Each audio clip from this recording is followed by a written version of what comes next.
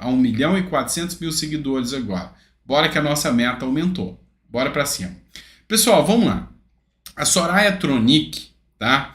Ela já tinha colhido as assinaturas para CPI, tá? CPI lá no Senado. E eu vou te explicar a diferença. Eu tenho a CPI quando ela ocorre em uma das casas do Congresso Nacional. O Congresso Nacional ele é composto por duas casas. Uma é o Senado, que é a chamada Casa Alta, que fica com aquele copo para cima. E a Câmara dos Deputados, que é a chamada Casa Baixa, que fica com aquele copo para baixo. Quando um deles atua e colhe assinaturas, por exemplo, só o Senado, que precisa de 27, e a Soraya Tronic já colheu essas assinaturas, aí começa a CPI. Quando eu junto as duas casas, eu misturo as duas casas, aí é uma CPMI. Então vamos explicar. Já tem a CPI com a assinatura da Soraya Tronic pronta para dar andamento. E também tem a CPMI, que já tem todas as assinaturas do Senado, falta agora 63 assinaturas na Câmara dos Deputados. Combinado? Deu para entender, né? Então agora nós estamos falando da CPI da Soraya Tronic, tá? Que é dos atos antidemocráticos, para descobrir quem fez aquela baderna no dia 8, e queremos que sejam punidos os verdadeiros responsáveis. A sociedade clama por isso. E a Soraya Tronic, predestinada a fazer isso dar certo, o que ela fez? Entrou com ação no STF.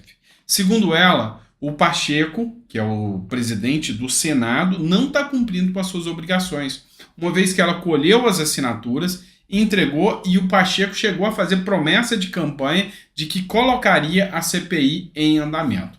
Só que no meio do caminho uma coisa mudou. O que mudou? Muitos petistas tinham assinado o pedido da CPI.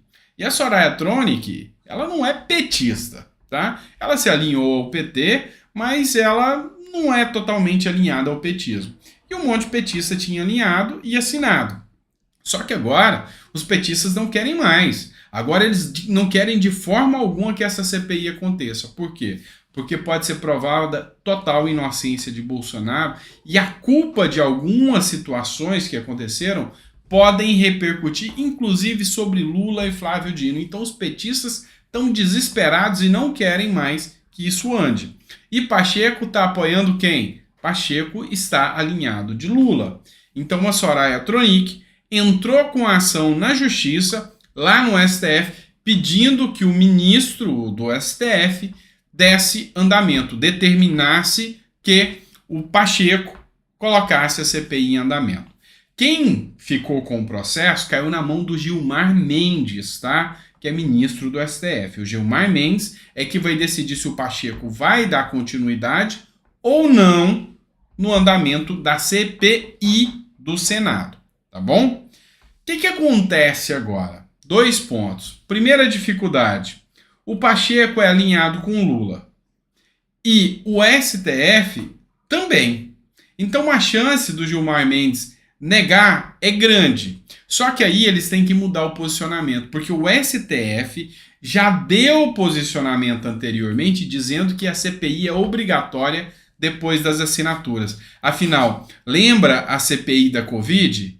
O Pacheco não queria instaurar naquela época e o STF obrigou, diz que não é uma decisão do presidente. Se tiver assinatura, tem que fazer. Então, olha o problema aqui. Se Gilmar Mendes nega, ele está mudando o posicionamento contra Bolsonaro. É mais uma nítida e clara perseguição ao Bolsonaro se ele negar.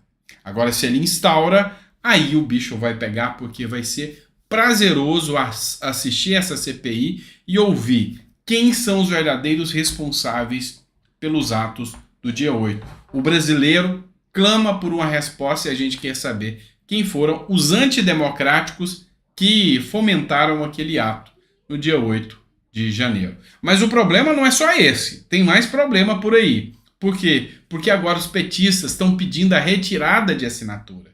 E pode ser que os 38 que assinaram agora comecem a tirar assinaturas e caia para menos de 27 assinaturas. Aí a Soraya vai ter que correr atrás de mais gente para instaurar a CPI do Senado.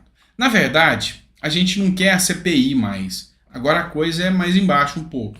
A gente quer a CPMI. A gente quer senadores, que é uma grande ala conservadora, e os deputados, que são em sua maioria conservadores, juntos, descobrindo o que aconteceu no dia 8 de janeiro. Beleza? Vamos lá que tem mais matéria aqui para vocês, pessoal. Não acabou ainda não, vocês já estão acostumados que geralmente a gente traz muita coisa. Vamos falar agora de Anderson Torres, ainda falando dos atos do dia 8. Pois é, a Polícia Federal fez uma pesquisa, tá, dentro da nuvem do celular do Anderson Torres. O que aconteceu? O Anderson Torres, quando voltou para o Brasil, ele não entregou o celular porque, segundo ele, havia perdido os celulares. Então, a PF fez uma pesquisa na nuvem do celular do Anderson Torres, porque muitos dados ficam salvos na nuvem, na internet, tá? E a Polícia Federal não encontrou nada relevante que incriminasse o Bolsonaro, tá? Essa matéria aqui é do jornal Trombeta. A PF não encontra dados relevantes em nuvem de celular de Torres. Existe uma minuta sem assinatura, na qual Anderson Torres falou que Bolsonaro não sabe, e infelizmente Anderson Torres hoje pode sim apresentar como argumento de defesa que é um preso político. Sim, o Brasil pode justificar que Anderson Torres hoje é um preso político. Afinal, ele não estava em serviço, ele não estava no Brasil, não há qualquer fato ou argumento que o incrimine e mesmo assim ele se encontra preso. Seu crime? Ter sido alinhado de Bolsonaro, ter sido o ministro da Justiça de Bolsonaro. E quando a gente fala em alinhamento, Anderson Torres, que está cumprindo ali a pena dele, se apresentou à Justiça, saiu dos Estados Unidos